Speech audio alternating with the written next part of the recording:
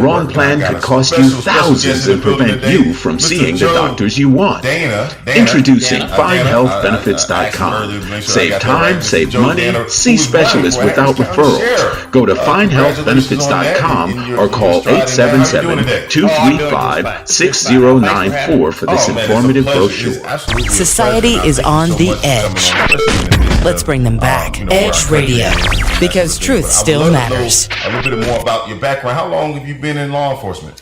27 years. 27 years. Born and raised here in Houston. Native Houstonian. Okay. Law enforcement for 27 years. Been married for 47. I got a wife and two daughters, two grown daughters, and an 11-year-old daughter. Oh, wow. Sweet deal. We adopted, she's a queen. Oh, we adopted our great niece 11 years ago at 2 months old. So starting all over. Okay. I'm sure that's a ball of fun, right? To say the least. Yes.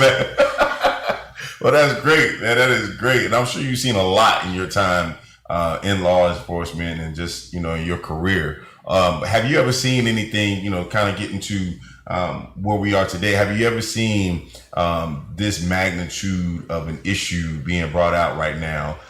What's going on in these communities? Absolutely not. Mm-hmm. Unbelievable. What is your thought on that? Do you feel like is there a policing problem in the U.S.? Is there a police? There is absolutely, but it's a very small percentage of the officers. 900,000 officers in the country. Mm-hmm. Very small, but certainly is. It needs to be dealt with. Okay. And what will be, one of your ideas for solutions regarding, the policing in the U.S.? Well, to take a step backwards, the Sheriff's Department, for instance, the office I'm running for as sheriff, they need to be transparent within the department. They need respect within the department of the deputies. And of course, they need to earn the respect from the public, but they have to earn the respect from each other first. There's a huge problem there within the department. There's 4,500 men and women in the Harris County Sheriff's Office, and that's why I'm running. This campaign is not about Joe Dana. It's about those 4,500 men and women put their lives on the line every day. When you talk about transparency, which is such a key term, I think that you just said, talk to me a little bit more about that. What do you mean when you say they need to be transparent within the office? Well, within the office, they need to know what's going on, and they do not. Mm-hmm. They don't even know the organizational chart. I've got hundreds, if not thousands, of deputy friends of mine that work for the office currently and in the past. I ask them about the organizational chart, which I've studied, and it's a mess. And they don't know who's in charge of what. They really don't. So that needs to be changed from day one, the organizational chart. So that'd be a good start, okay? They need to know who's in charge, chain of command. Mm-hmm. But the respect, I'm telling you, the respect is so important to each other and also the community. The community, getting back to the deputies, they need to be appreciated. They're 4,500. They need to know they are appreciated by the sheriff, okay? And of course, the community as well. Right, which is definitely ever present right now. Exactly. Given our scenarios, what type of transparency would you put in place if you were in office for the community as it relates to the sheriff's office? Let me divert to a division that they have called the Reserve Division. The Reserve Division, they currently have approximately 200 or so deputies and sergeants and so on and so forth. The Reserve Division needs to be doubled. The Reserve Division is the officers that are unpaid, but they reflect the department and they get out in the public. They go to meetings, they show the support for the community through the office. They're like the liaisons. That needs to be doubled. They need to get out there and talk to the public. Meetings, they need to talk about everything, but they need to let the public know what the department's all about, what it stands for. I go around now asking folks, who is our current sheriff? 60, 70, 80% don't know. They start thinking about it. No, that's horrible. It's not important that they know his name, but they need to know what they stand for and what they do. It's a huge organization down there here. Right. Absolutely. Definitely Harris County being one of the largest counties. Third largest, yes, sir. Country. In the country. Wow, that's amazing. So that's a huge feat. So, I mean, with that in mind, what are your thoughts on really kind of the pulse of the country right now dealing with the murder of George Floyd, whom they're actually conducting his funeral for right now. So I know you're fully aware of that situation and with his murder. What were your thoughts on that whole scenario regarding the situation? We're jumping right in there, aren't we? Yeah, Al, that's that horrific vision that's planted in the minds and the hearts, not only the United States, but the world. Mm-hmm. We've got a lot to learn. We need to learn, law enforcement need to learn from our mistakes, okay? It's taken a big step backwards, okay, to a lot of folks out there. What happened was not good. It has a lot to do with training.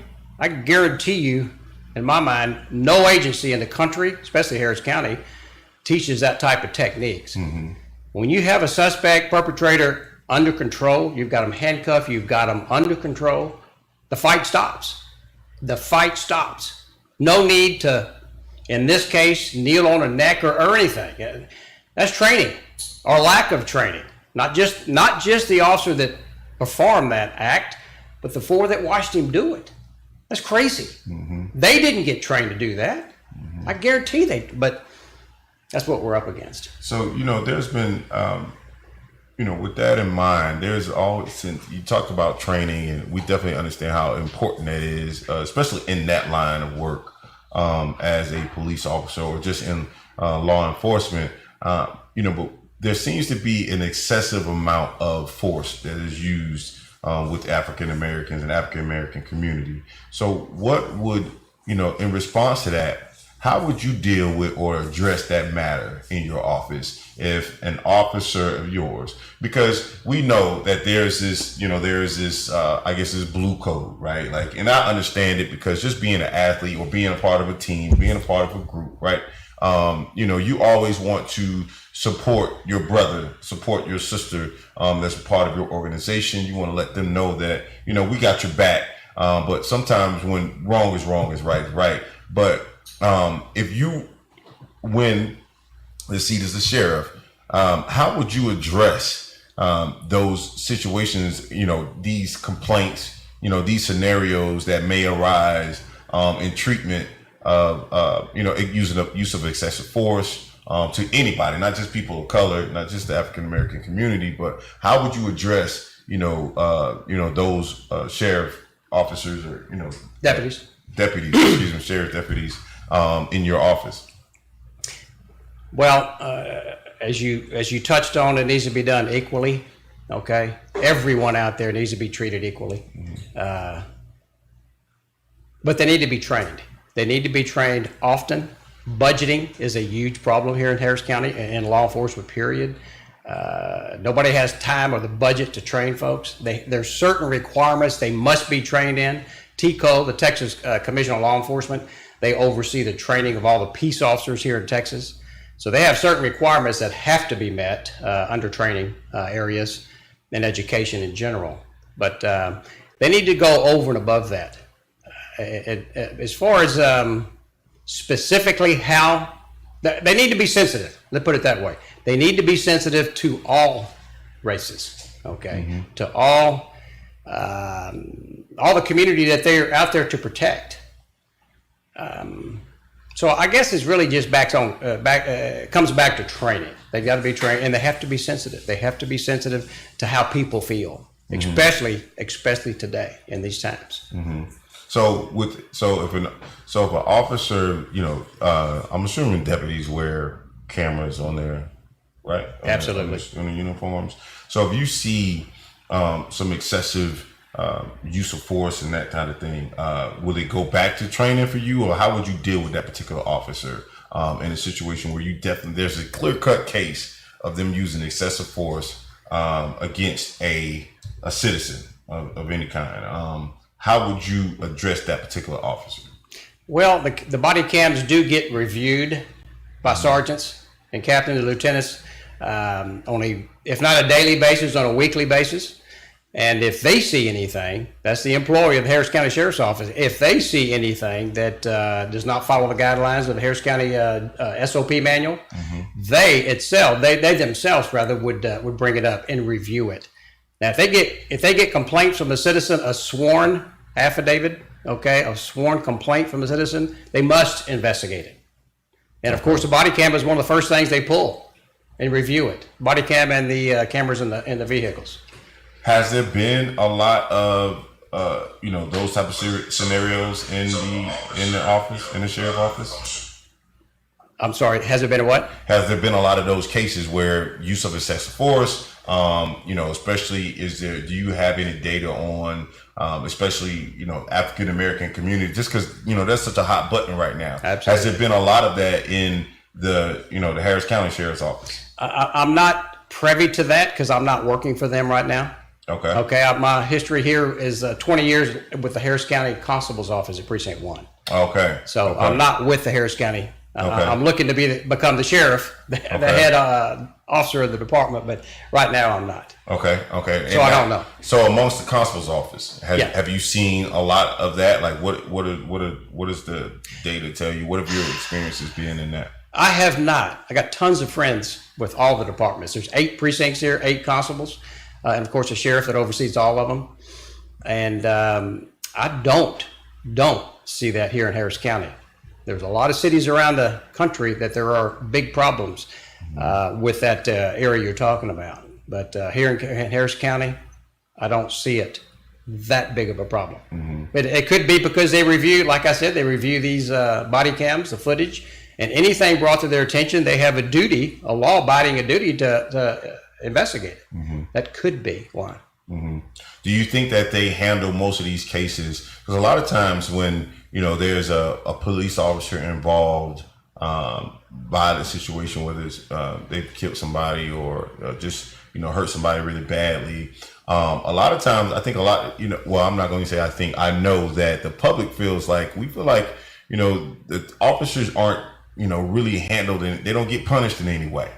What would be your handling of these scenarios that come across? Do you plan to really handle this with those particular deputies? Like how does that is an area I think that people definitely feels that needs to change, because one issue that I think we have with law enforcement is that they could bring about, they could do pretty much whatever they want and never have to suffer from it. Now, recently we've seen some cases where there's some officers in situations where, yes, they've been charged with a crime as a result of whatever. But the majority of the time, all they ever get is a slap on the wrist. They have to get paid administrative leave, those sorts of things. So how would you address, what are your feelings to that? And how would you address these situations?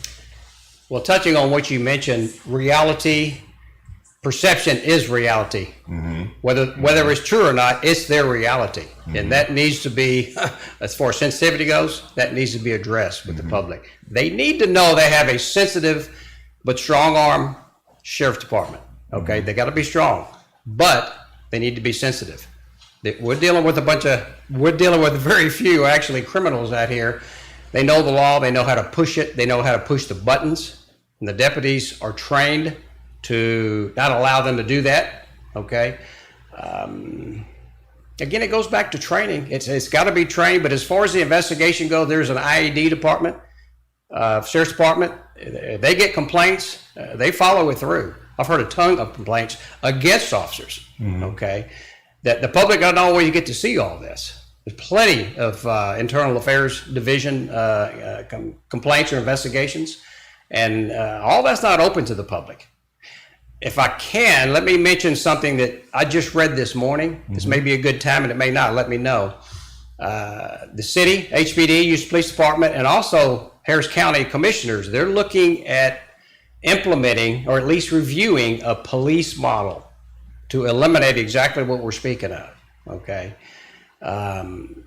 Overzealous officers, mm-hmm. and many other things. Well, let me mention 2.5 years ago when we began this campaign for sheriff, on our website, I strongly suggested, and I still do, a civilian review board. Mm-hmm. Okay. Mm-hmm. That is a must. Now they have a civilian review board, but I won't go any further. They need a true, effective civilian review board. Mm-hmm. Okay, from the leaders out here in the community They need to hear from there. They need to hear, but the review board I'm speaking of, Al, it's not about the investigations, okay? It's about what the community needs to hear from the officers, from the office. They need to know what they're all about. Sort of I mentioned earlier in the conversation here. They need to know what Sheriff's Department's all about. In the review board, they need to meet at least every quarter, if not every month. People's schedules are busy, but they need to meet with them. The review board needs to be updated on what's going on in the Sheriff's Department, whether it's the current situation now or future, okay? But this modeling that they're coming out with now, of course, this is government. They may talk about this for 6 months. I hope not, but they may. But as a Joe Dana, Sheriff of Harris County, it will be implemented within the first 30 days. Well, that's good. How much, will this review board have any power, quote unquote, as it relates to dealing with officers or in those type of situations at all, based on your definition of what the review board should be? Yeah, well, it won't be involved in investigating officers. No, but I don't feel like that would be their role. Okay, their role, now if they want to bring that up, they want to bring up any issues they feel like the Sheriff's Department is falling short on, they need to bring it up, and that will be discussed, and we'll move forward with that. We'll listen to them. I'm telling you, that's the key, is to listen. Don't just get in these meetings and make a bunch of notes and send out emails. We need to listen and take action of what these leaders, community leaders, spokesmen, real estate owners, whoever it might be on this review board, we'll listen to them and we'll make the appropriate actions. We will. But I don't feel like they should be investigating officers. Okay. If we need to take something over and above the IAD division, we've got people like the Texas Rangers. Of course, before that, we've got the district attorney.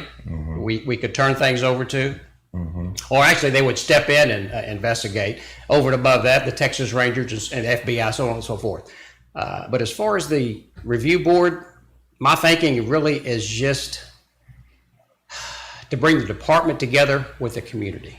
I got you. So I appreciate that, and I think that is a good first step. I would also think that really the review board, in my view, because that's actually something that I thought that we should definitely have. But I also thought that this review board should also be one to have to place a level of accountability on the departments, because a lot of times, again, like we talked about earlier, these officers, deputies, whomever that commit these vicious acts against people, and then who have a history, right, of complaints and things like that, and never have anything done to them at all. And then, all of a sudden it takes such a situation like George Floyd, where somebody has to lose their life before, this officer is now being held accountable for his egregious act, right? So I feel like, a review board should not only be able to hold the department accountable, I feel like they should be able to hold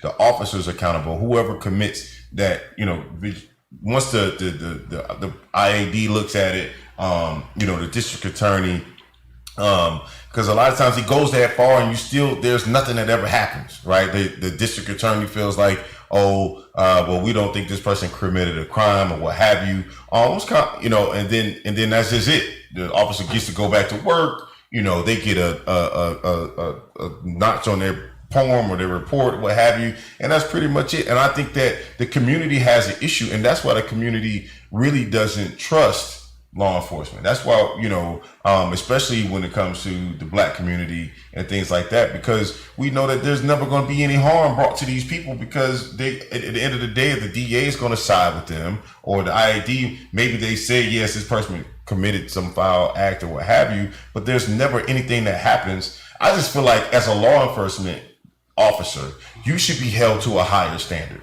right? Like we hold celebrities, we hold entertainers to such high standards, right? But the people that should be held in a higher light, we don't. And law enforcement, civil leaders, civic leaders, all of those individuals, people like yourself, you should be held in a higher standard than everybody else, because you are truly a leader. You truly impact the lives of other people for real, not like an athlete, An athlete really doesn't impact the life of somebody else.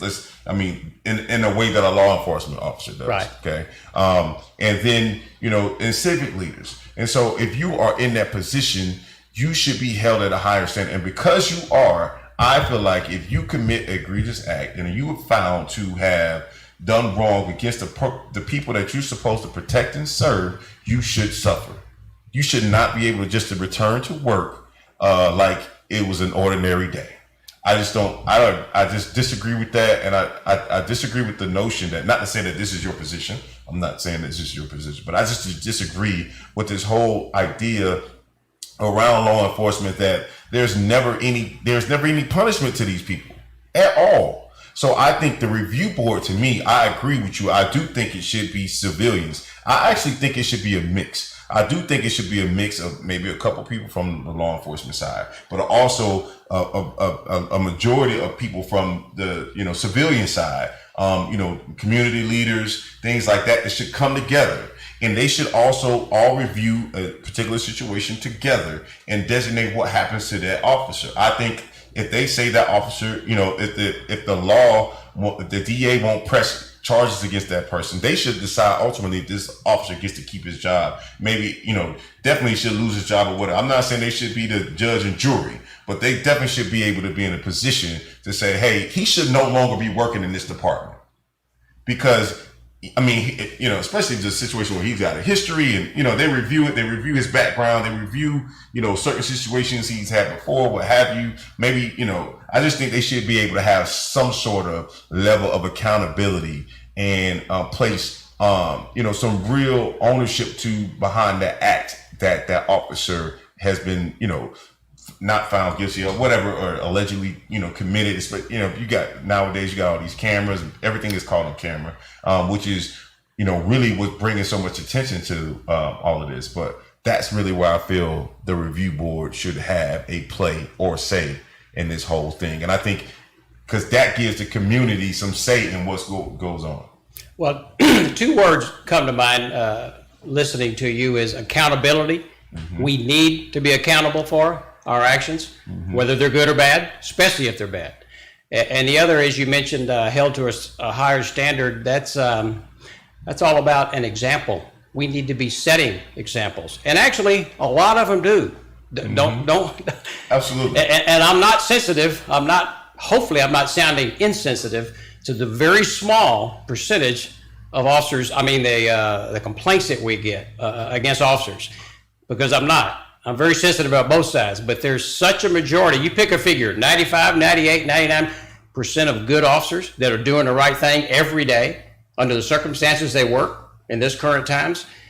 They need to be appreciated, but they're the ones out there setting the example, but they don't seem to be catching the news. Mm-hmm. You know what I mean? Mm-hmm. And touching on, everybody's got an opinion, and I certainly hear what you're saying, and I respect it. And we need to look at that. That's mm-hmm. not what's on my mind, but we need to look at that. Mm-hmm. Okay. But for them to get involved in an officer's punishment, let me mention something else, because I'm not real clear. You mentioned about officers that keep doing these things over and over and they're still working.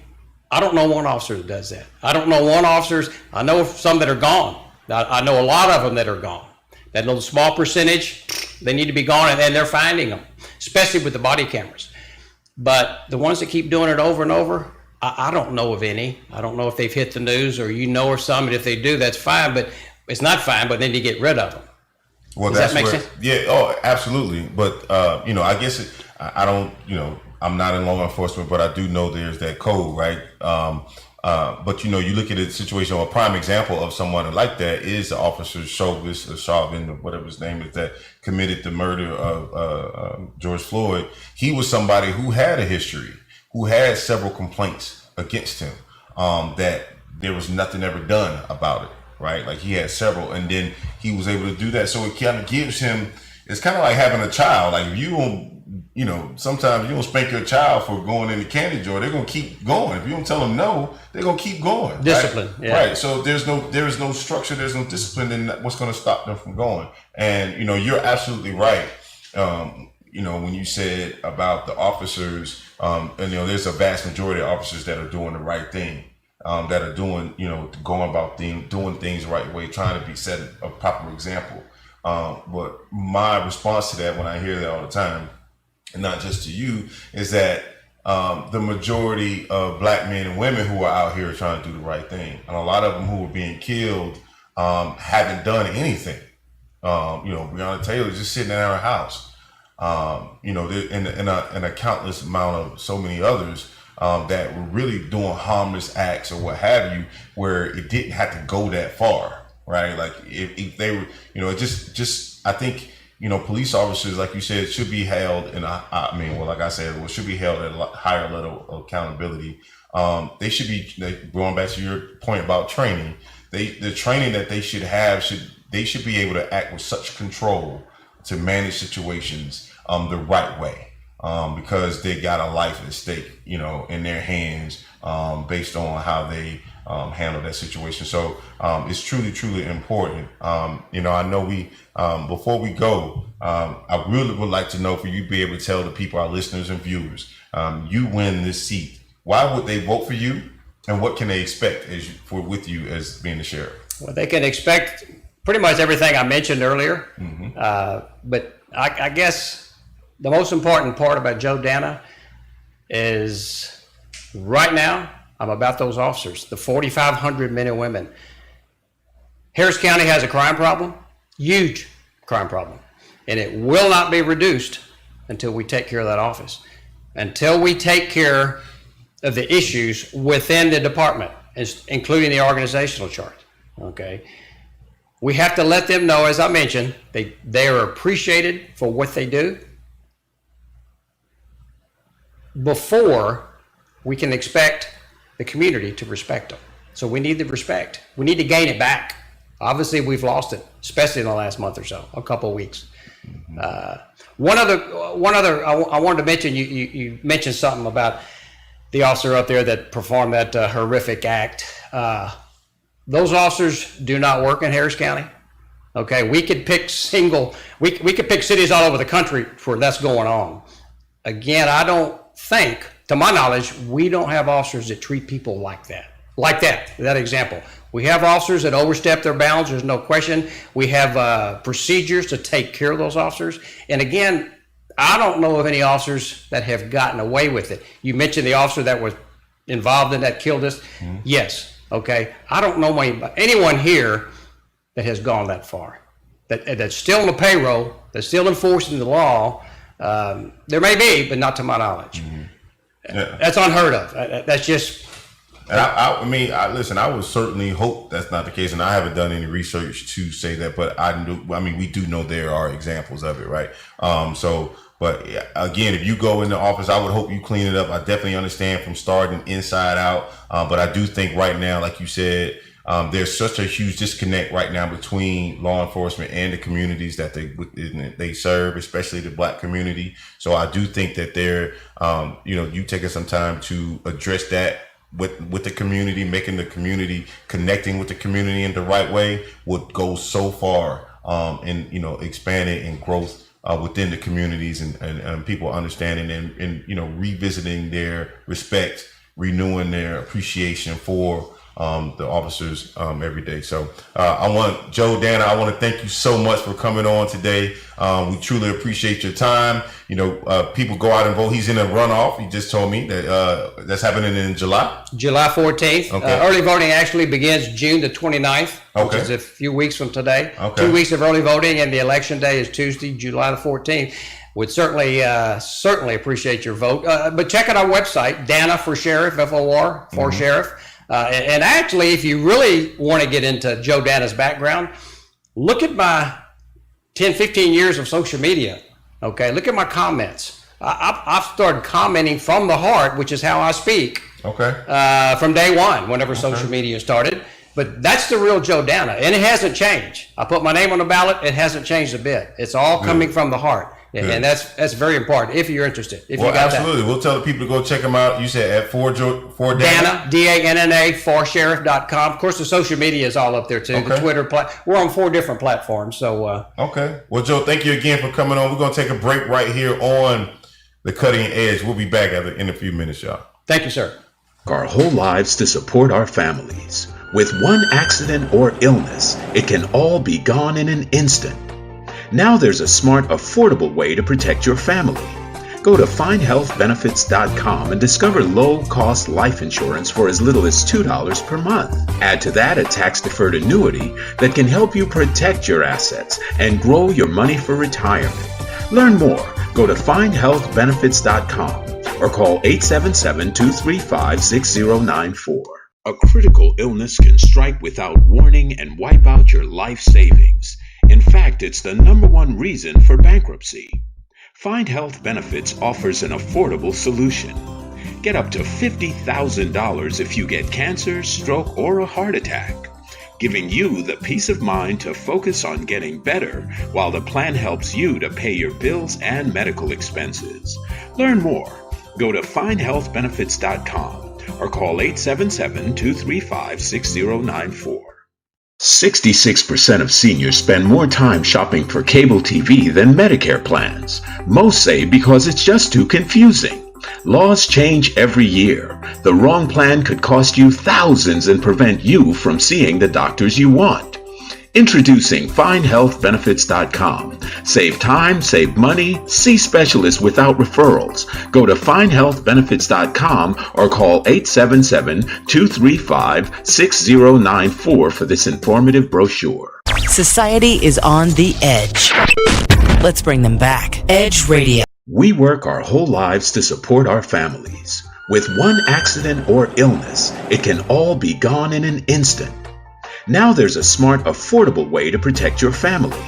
Go to findhealthbenefits.com and discover low-cost life insurance for as little as $2 per month. Add to that a tax-deferred annuity that can help you protect your assets and grow your money for retirement. Learn more. Go to findhealthbenefits.com or call 877-235-6094. A critical illness can strike without warning and wipe out your life savings. In fact, it's the #1 reason for bankruptcy. Find Health Benefits offers an affordable solution. Get up to $50,000 if you get cancer, stroke, or a heart attack, giving you the peace of mind to focus on getting better while the plan helps you to pay your bills and medical expenses. Learn more. Go to findhealthbenefits.com or call 877-235-6094. 66% of seniors spend more time shopping for cable TV than Medicare plans. Most say because it's just too confusing. Laws change every year. The wrong plan could cost you thousands and prevent you from seeing the doctors you want. Introducing findhealthbenefits.com. Save time, save money, see specialists without referrals. Go to findhealthbenefits.com or call 877-235-6094 for this informative brochure. We work our whole lives to support our families. With one accident or illness, it can all be gone in an instant. Now there's a smart, affordable way to protect your family.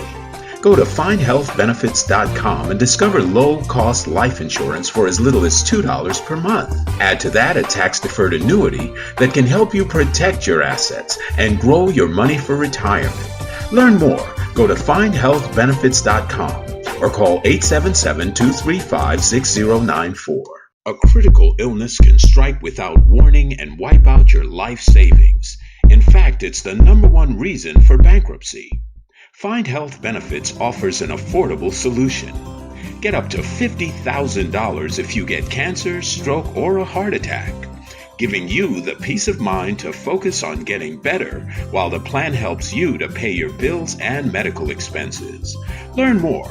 Go to findhealthbenefits.com or call 877-235-6094. 66% of seniors spend more time shopping for cable TV than Medicare plans. Most say because it's just too confusing.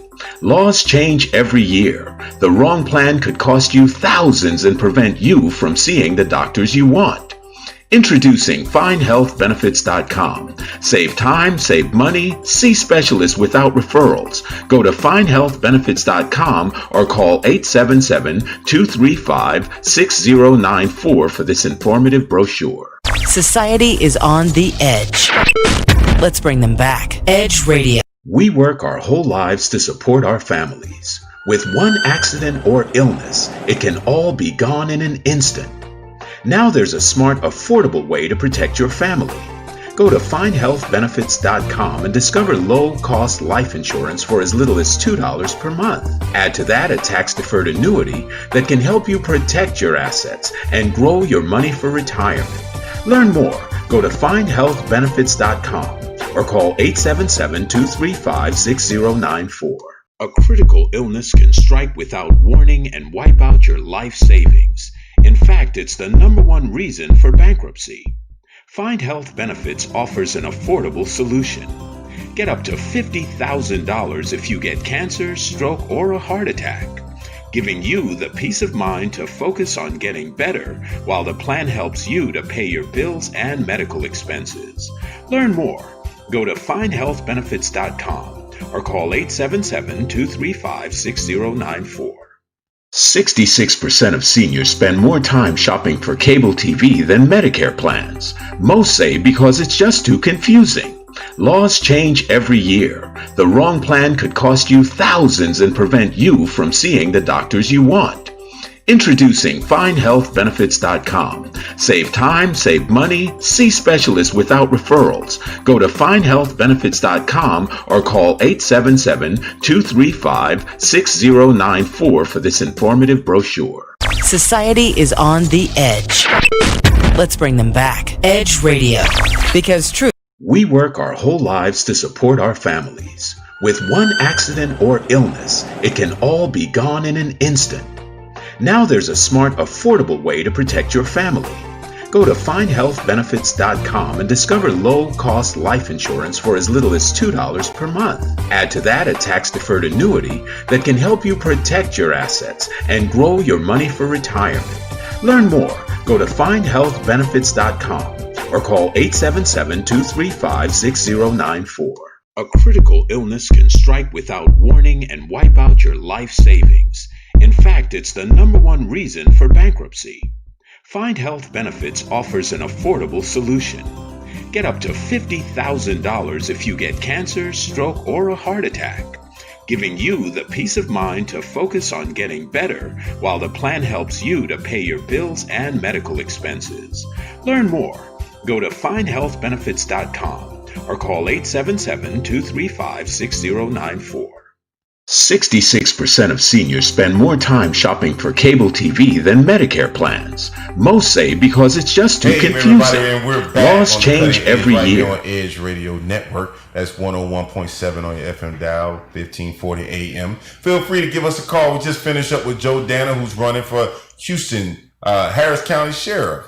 And I definitely had an interesting conversation with him. You can call us at 281-587-1540. That's 281-587-1540. We'd love to get your thoughts in response to Joe's comments and the conversation that we had. I wish we had more time with him because I really wanted to go a lot deeper into the conversation. But joining me instead, I have the guru, relationship expert, Miss Amber Neal, joining us. So glad that you could join us, Miss Amber. Thank you. Mm-hmm. No, you're not. You wish I was Joe Danna. That's like true. we'll settle for Amber. Okay. It was something like that. But I really wanted to dig in deeper with Joe and just talk to him a lot more about his stance on things. I think that he had some interesting points. I had some things that I think I would have loved to hear him speak more on. And just kind of revisiting that conversation, one of the things that I pulled out of it that he talked a lot, you and I talked in the break about was his position on training and things like that needs to happen and starting to rebuild or be transparent within the office of the sheriff's office. And I just, my real position on that, I just don't think that now is the time that, to me, I would have liked to have heard him say more about, addressing the community, addressing, the Black community, particularly, given, the current episode or the current pulse of the country right now. I think it would have been very useful for me just to hear him talk a lot about that. Although I'm not saying he's wrong in, that the officers do need training, Right. obviously, and then but also that you need to do some things internally as well. But I think they do enough internally to look out for their own and take care of their own and things like that. But I just thought that was for him to mention and talk about, addressing the community themselves, and particularly, I think he would get over for me, it would have got over a lot more. I thought it would have been better in that way. What did you think? I think that you can't put the cart before the horse. So he is basically saying there's the methodology that he's using, and this is just from my interpretation of listening to the interview myself. When I say you can't put the cart before the horse, that just means that it sounds like it is to get to the internal part of getting the officers. I've seen memes out that say, I've seen videos, everything on social media where the good officers are basically blasting the bad officers and saying, if you wear the shield and you're you're doing this kind of stuff, you are the problem. And I think let's take back the fact that he's a police officer. Let's pretend like he works in oil and gas and he's dealing with some corruption at the Ken Lay CEO Enron collapse level, right? At the end of the day, there's good and bad in every race. There's good and bad in every religion, every industry, everything that goes out there. So it's meant to be very divisive to us anyway. But I think when he's saying that when he's running for sheriff, it's basically like if you were going to replace someone as CEO, you can know in your heart, this is what I need to do, or this is what I would do to fix it. But sometimes you have to, because he's a constable, so he's not in the sheriff's office yet, right. Which is why he can't really speak to statistics and data that you asked for, because I think that you have to actually get in and see, if I'm CEO, what things are at my disposal to be able to use as tools to get to the next step, which is we got to start within first and fix the corruption in, getting the officers that are the good officers to hold the bad ones accountable and kicking them out. Like he's saying, I don't know anybody on payroll that's still around doing that stuff, right? So, I don't know if it's a Texas thing. Even Houston was cited as one of the most peaceful places that the protest has been going on in the marching. Right, it has been. And I think a lot of that, this comes from being Houston strong and going through all the hurricanes and the horrific things we've gone together. But I think that what you're looking for is his answers for the community. Specifically, it's just a matter of steps. So that is one he can get to at some point once he's in the sheriff's office and knows. But what he does know externally is that when he's saying that they don't even know the organizational chart, the officers don't even know who does what, well, whatever. It sounds like there's a lot of dysfunction already. And he's got to figure out how to go in and clean up his house.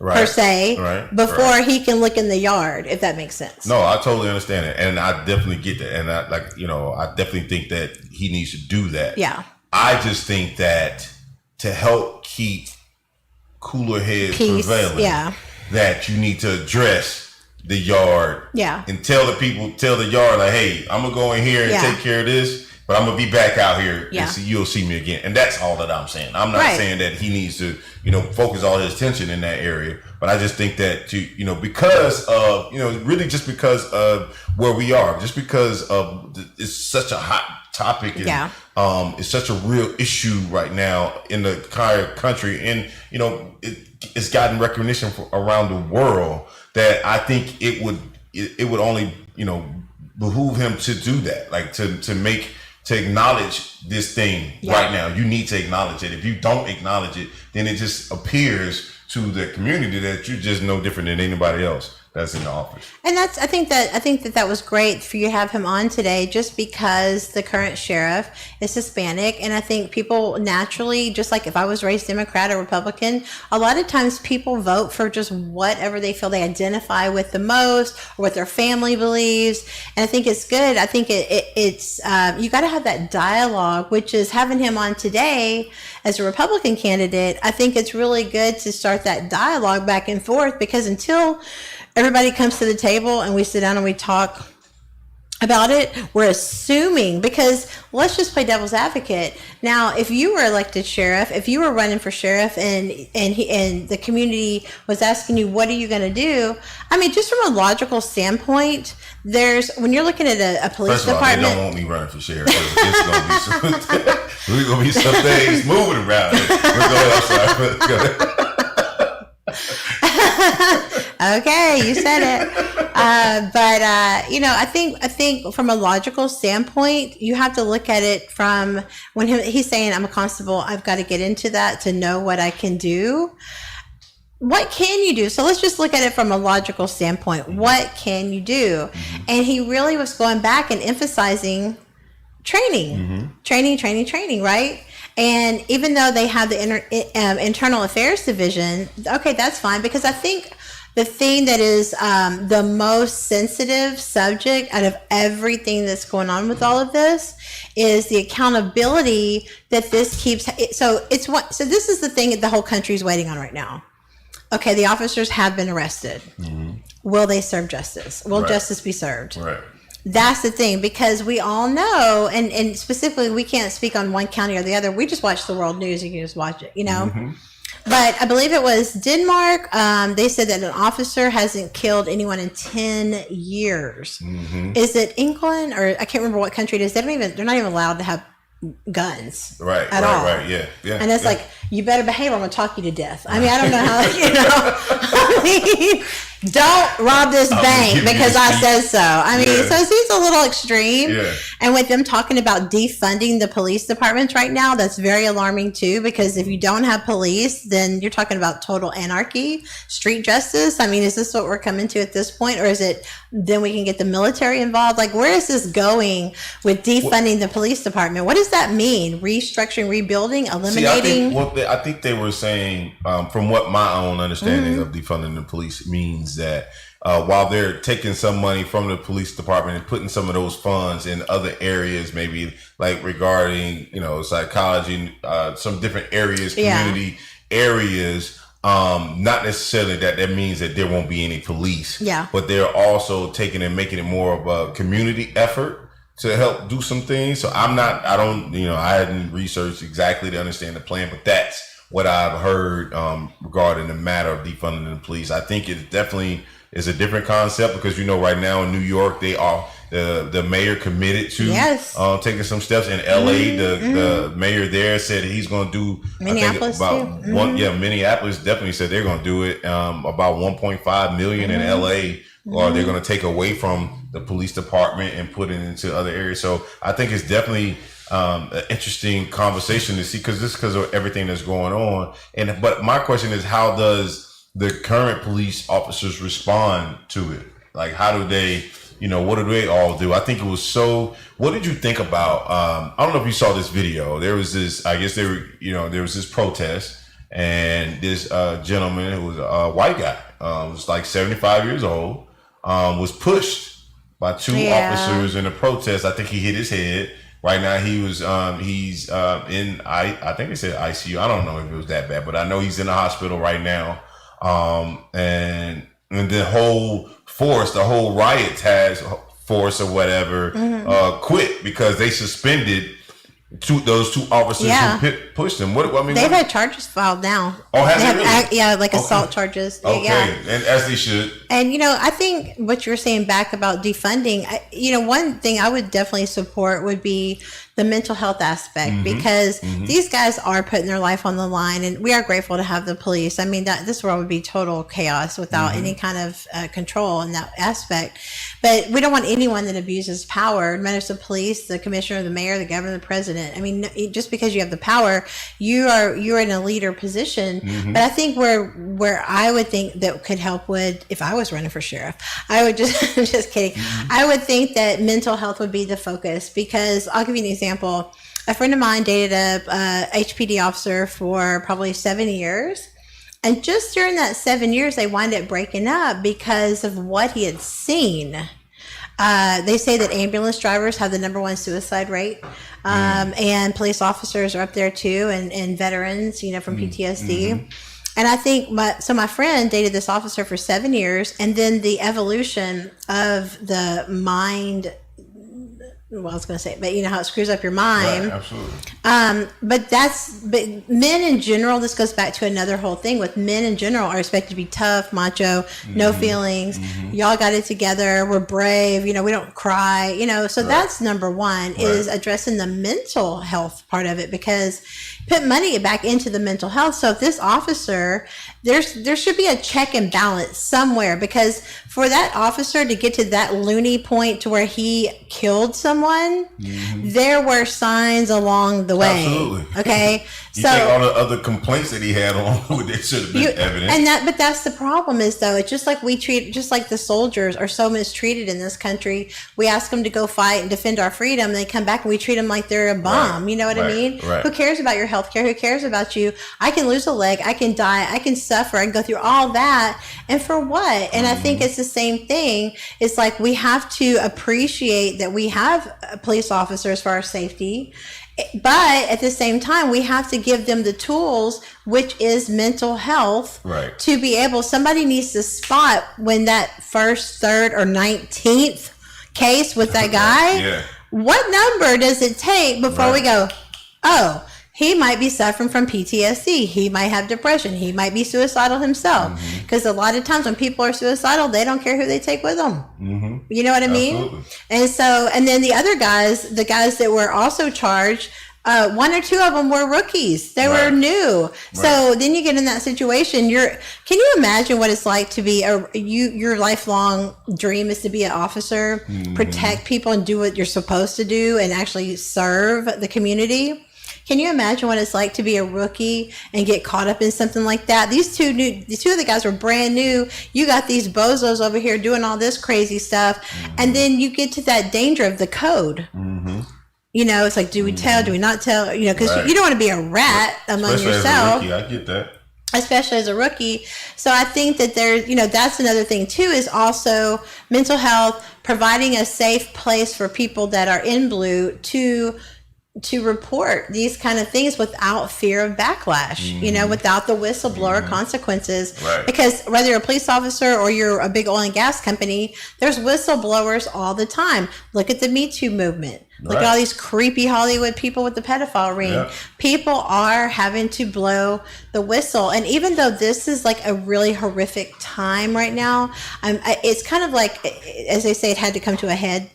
It had to come to a head. Oh, absolutely. And it's a very uncomfortable place for a lot of people, because I think most Americans do not feel the way that officer felt. I think most Americans are sick, and not just Americans. Look at the whole country. All 50 states, almost every 19 countries protested and walked. The universe is sick of this division, and this is a much bigger problem. This isn't about racism as it is the catalyst to the cause, but the real thing is this is division among the classes. As it always been, you know. So you talked about something with the code. You know, my question is, how do you keep the code and you mentioned holding those officers accountable. How do you think that they accomplish that? Or do you redefine the code? What do you think the approach is to handling that? I know you're not an officer. I feel what you're saying, but just from the psychological standpoint. When you think, so you're an athlete, former athlete, there was a code, you guys, you don't leave a man. Yeah, you know, like former Marine, always a Marine. Yeah. So you're still an athlete, but you know what I'm trying to say. Like you're an athlete. So back when you were playing, there's a code that you have. You don't want to let nobody down. That's your teammate. Absolutely. You know, you have, and a lot of people are haters on athletes because they are like, why do they get to make so much money? Well, if you knew what they put their bodies through and the injuries they sustain, you would not feel such a hater. I'm serious. But whether it's that or it's the guys, one of the things that the military guys get so depressed from PTSD is not having the camaraderie that they miss. And I think that's the thing with athletes and anybody that you're putting your body in danger. I mean, because let's get it. There's been, I don't know how many people have been killed from playing pro sports. But some serious injuries. I mean, where you're talking about life altering, can't support your family because that's all you know type thing. But I think it's the code is something that is going to be the hardest thing to tear apart, because when it comes to police officers, now you're talking about putting your life on the line every day. Right. And they have each other's back. I mean, you want to in that situation. You want to have each other's back, but wrong is wrong. Right. Absolutely. And there's no gray area. Absolutely. It's either right or it's wrong. And either you're going to defend the pledge you made or you're going to be part of the problem. And there's a lot of officers coming out now and they're like, yo, you need to step off if you're not part of the solution. Right. And I appreciate that, the officers and stuff who are coming out, speaking against, this excessive violence, especially in the Black community and things like that we're seeing, and which is one reason why I asked Joe some of the questions that we talked about, because obviously it's so prevalent. Today we're burying George Floyd as a result of this whole thing. So it's been really, really crazy, and it's really going to be interesting. And I wish Joe the best, because it definitely seemed like he was real.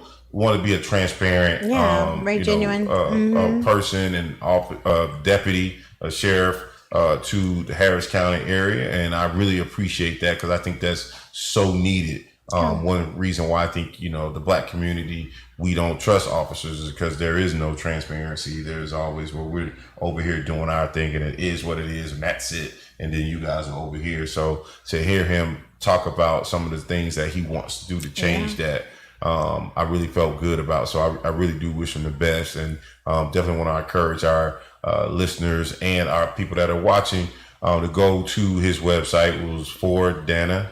Dana for Sheriff. Dana for Sheriff. So go and check him out and let him see what you think, and definitely go out and vote, because it's definitely got to go out and vote right now, because it's such a time where we got the vote coming up, big vote obviously with the president and all that happening in November, but there's other local seats and positions that need to be filled and or changed, depending on what side of the fence you sit on. And so we definitely need to encourage people to go out here and vote no matter what. So if you're out protesting, you should be out voting. Is really my stance on the whole thing. So and I'm really excited about just kind of where we are. I hope there's going to be a lot of change. I definitely think that things are going to come out of this. There should be a significant amount of change. I think what you're seeing with some of these cities talking about defunding the police, whether or not that's the right step to take, that's yet to be seen. But just them taking a huge stance on things is exciting to see, especially when you got the league, it is NFL exciting, coming out saying stuff like that. Is awesome. I never thought I'd live to see this. Oh yeah, absolutely. I mean, it took horrific, and it's not just George. You know what I mean? This is like a lot of dead bodies. Yes. I hate to say it that way, but there's a lot of people murdered innocently, but it has to come to a head at some point. But to see the global support, I don't know. I just feel like there's a shift in consciousness, and that I think that the pandemic coming out first is helped the consciousness, because when the pandemic came out, now we're all going to die regardless of anything, right? And everybody's freaking out, scared of the pandemic. Right. People got back to love, friendship, family, things that mattered, and I think that set the culture enough to where it's ready to shift back to things that matter. And so when this happened, the planet is surprisingly more unified than ever. Yeah.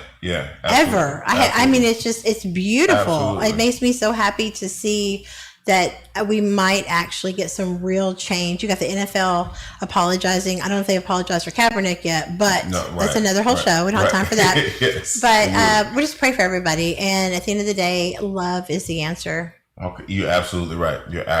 And I'm so excited to see that, and so glad that we were able to have this discussion. I want to thank you for coming on. You're welcome. Tell all our listeners and our viewers where they can find you. I know you got your own gig here as well, but where else can they find you and look you up? Under Cash App, Matchmaker Amber. Facts, right? Facts. At amberneal.com. Drop mic. That's funny. Again, I love it. Cash App.